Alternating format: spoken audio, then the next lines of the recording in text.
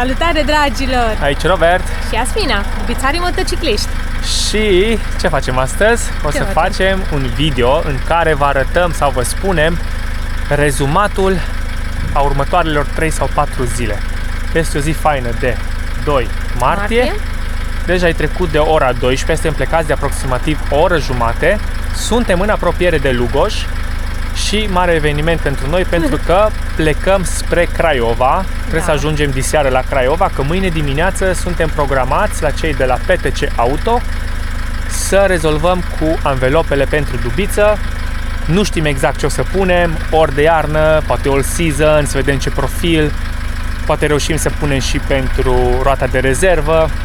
Toate astea rămân pe mâine, poate să avem niște preșuri, poate personalizăm ceva mochetă în spate, vedem.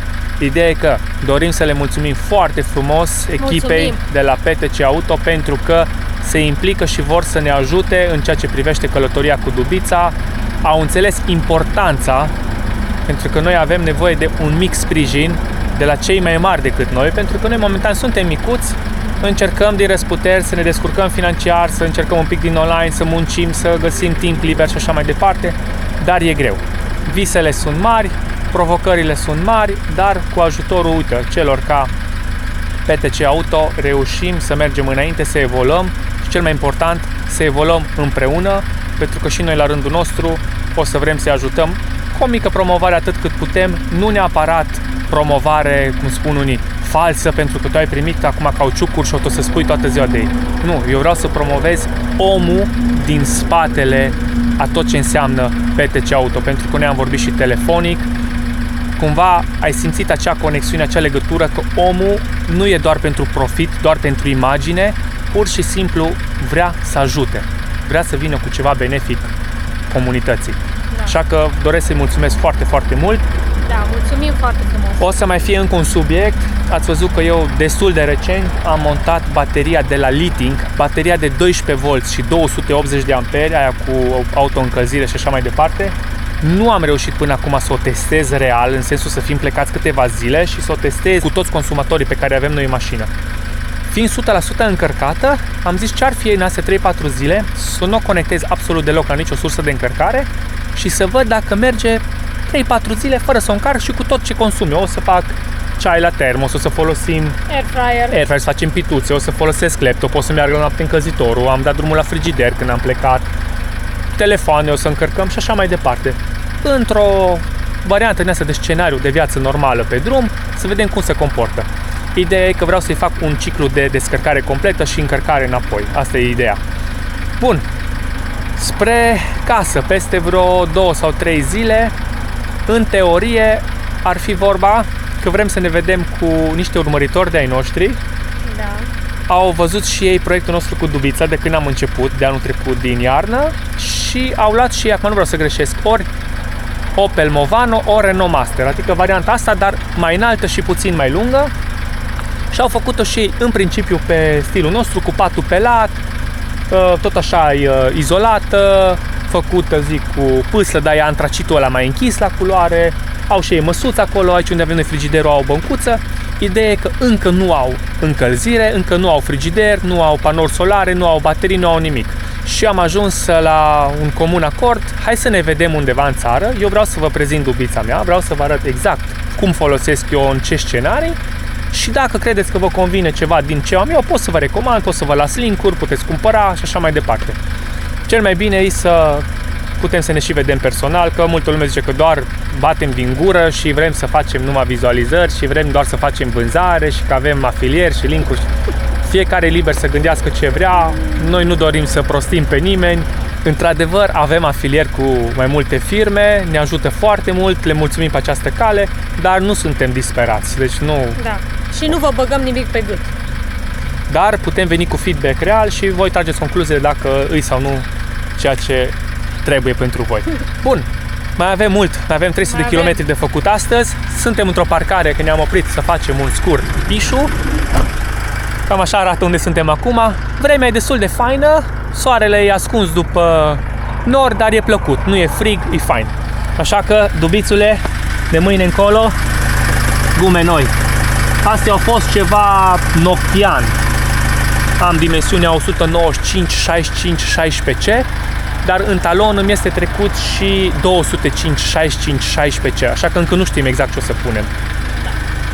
Hai, ne mai auzim de pe drum și probabil când ajungem la Craiova să vedem unde o să stăm peste noapte, pentru că mâine dimineață nu știm exact încă la ce oră, o să trebuiască să fim la cei de la PTC Auto acolo la hală, la magazin, la locație unde sunt ei și vrem să fim de astăzi acolo, să fie tot în regulă, să nu umblăm dimineața pe drumuri și așa. Rămâneți aproape, dragilor, va fi interesant. Mulțumim tuturor care ne urmăresc. Mulțumim. Nu uitați, like, comment și subscribe canalului nou, Dubițarii Motocicliști. Probabil mulți ați văzut că am renunțat la denumirea anterioară pentru că lumea e puțin sensibilă, așa că hai să mergem înainte cu Dubițarii Motocicliști. Da.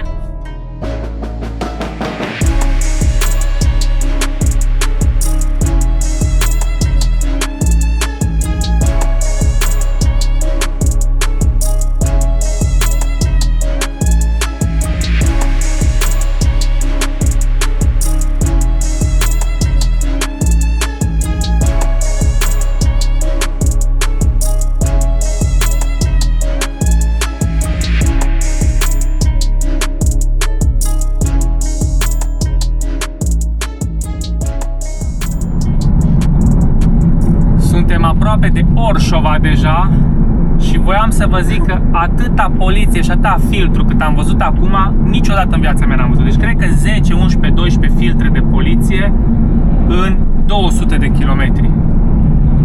Bă, foarte bine că să nu ai idea, doar că uite, iară. Da, iară. Aici se face imediat stânga spre Herculane și blițuia lumea. Uite, aici au client, un BMW, uite, stânga-dreapta poliție. Plin, plin, plin.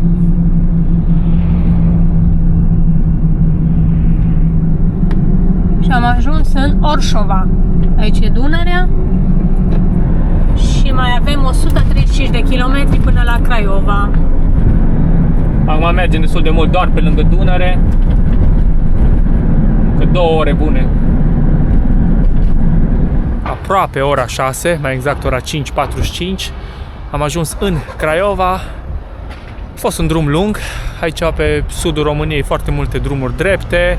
Efectiv, vii și n-ai ce face. Ne-am oprit aici în zona asta de Oșan. Ne luăm o felie de pizza. Mi s-a făcut foame. Am mai oprit noi așa de vreo 2 ori pe drum scurt, numai să ne dezmorțim un pic. Urmează să mergem să căutăm un loc unde să stăm peste noapte, o parcare.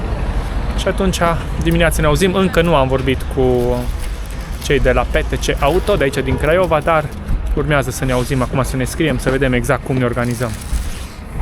Hai că ne mai vedem la locul unde ne parcăm, unde ne campăm. Hai să o gustăm. E faină. Hai să avem poftă și ne auzim imediat. Mai avem 2,5 km până la parcare, undeva lângă stadion. Da, polivalentă. Ceva sala polivalentă. Da. Apare tot felul de fotografii, din astea apar fotografii cu campere, cu vanuri, cu dubițe, nu știu, mergem și vedem. L-am găsit pe Park Fortnite. Am vrut să parcăm aici la stadion. Să vă arăt dubița și îi parcarea din față cumva de pe drum, că aia parcarea din interior, cea interioară, văd că e închisă, dar între timp l-am contactat pe Adrian de la PTC Auto și din una în alta zic, uite, noi am ajuns la câte să fim la voi, la ora 9 și așa și pe dincolo și de el zice, unde stați? Zic, aici, în parcare la stadion. Păi haide asta noi acolo în față la magazin. Sediu, la magazin, la ceau e acolo și zice, hai că e parcarea, e păzită, e tot în regulă. E bun, hai că în 10 minute suntem la voi. Așa că echiparea și plecăm acolo. Haide. Uite aici cei pasionați de fotbal. Au o arenă faină aici la Craiova. Uite aici. Lucrare serioasă, uite stadionul acoperit. E prima oară când suntem și noi pe la Craiova sau în zona asta țării. Chiar că. Bun, hai că trebuie să fiu atent la drum să văd pe unde ies eu aici. Acolo e interzis, aici e un mic sens. Hai, că ne auzim când ajungem la sediul la ei. Și am ajuns.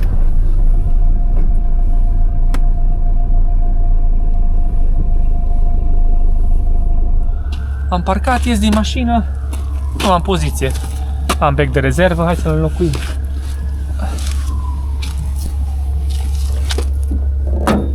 să vedem cum avem acces aici, până mai am cât de cât lumină. Deci ăsta e aici. Să vedem momentul adevărului. Incredibil. Incredibil. Arde. Uite cum arde. În sub un minut. Problemă rezolvată. Am intrat în Dubiță, ora 6:30, afară 6,5-7 grade, înăuntru 11. Acum a dat drumul la încălzitorul pe motorină, acum e în sistemul ăla de pornire pe turbo. Hai să aprind un pic lumina să vedem aici cum stă treaba. Hai, ce fain suflă. Aici e bateria de care vă spuneam eu pe drum. Momentan este 99%. Că, ce să vedeți, am uitat să pornim frigiderul când am plecat din Arad, dar a stat la 12 grade, fiind frig în mașină și frig afară. Dar îl avem acum în regulă la 4 grade. Auzi, acum se stabilizează și încălzitorul. Puteți să intrați la noi în secțiunea de descriere și acolo găsiți tot felul de link-uri, afilieri. Poate vă ajută, avem și coduri de reducere. Bineînțeles că nimeni nu vă obligă, nu vă forțează să cumpărați nimic, dar măcar puteți vedea. Acum începe să scadă și tâcâitul, deja suflă fierbinte. Imediat o să se stabilizeze. Bun, păi noi o să încheiem astăzi episodul aici, pentru că mâine vrem să începem un episod nou strict cu tot ce se întâmplă aici. Am înțeles că dimineața o să începem cu partea de mochetă, probabil că o să fac aici o mochetă pe comandă, poate vedem de ceva preșuri în față și după aceea o să vedem și cu alegerea anvelopelor, să vedem unde putem merge aici în Craiova să le montăm, să le echilibreze și așa mai departe. Deci o să fie zi destul de plină de activități, așa că vrem să avem un episod special cu treaba aia. Da. Între timp, cu treaba noastră cu colaborarea pe partea de piese, am primit deja 2-3 mesaje și de la persoane fizice care vor să ne ajute și de la mici firme din astea de piese auto. Așteptăm prima oară să vedem ce putem rezolva cu cei care se oferă, iar dacă nu reușim să obținem o colaborare și un parteneriat, atunci o să încercăm să scriem la firme mai mari, care probabil nici nu o să ne bage în seamă, dar trebuie cumva să încercăm. V-am spus că alte variante momentan nu avem și bătuți nu ne dăm. Referitor la unii care au comentat la postarea mea pe Facebook, cum că suntem cerșetori încercând să avem aceste colaborări. Cerșetorie înseamnă când eu îți dau ție 5 lei, tu i-ai luat și ai plecat și nu te-am mai văzut. Dar dacă tu îmi dai mie 5 lei și eu de aia 5 lei vin și îți stai iarba în fața casei, aia nu e mai cerșetorie. Înseamnă că tu mi-ai dat ceva, eu ți-am dat ceva în schimb. Dacă tu îmi dai mie o piesă, îmi dai un ambreiaj și eu în schimb îți fac un clip de promovare, îți fac postări constante, te menționez, povestesc, fac fotografii, iau cadre cu piesa respectivă, poate la montaj, poate ulterior, spun cum se comportă în timp și așa mai departe, aia se numește muncă. Știu că pentru unii muncă înseamnă doar sapa sau sudura sau nu știu ce alte munci ale câmpului, dar muncă înseamnă și să îți bați capul în online și să faci fotografii, și să faci video, să faci postări, să gândești anumite lucruri. Așa stă treaba, asta este. Bun, sunt fer convins că majoritatea dintre cei care ne urmăresc sunt oameni cu capul pe umeri și înțeleg situația noastră, respectiv cei care nu sunt capabili să înțeleagă, nu e nicio problemă, au timp, omul cât trăiește învață, așa că asta este situația. O rog pe Asmina să încheie acest video și din partea mea v-am salutat, nu uitați să ne dați un like și cam asta a fost. Ne vedem mâine, dragilor, abia așteptăm să încălțăm Dubița cu anvelope noi de la PTC Auto, Craiova. Le mulțumim din suflet. Oameni faini. Chiar sunt oameni faini, v-am spus, sunt singurii care au răspuns măcar mail-ului. Alții nici măcar nu au răspuns. Bun, ne vedem cât de curând. Ciao! Ciao, ciao, ciao!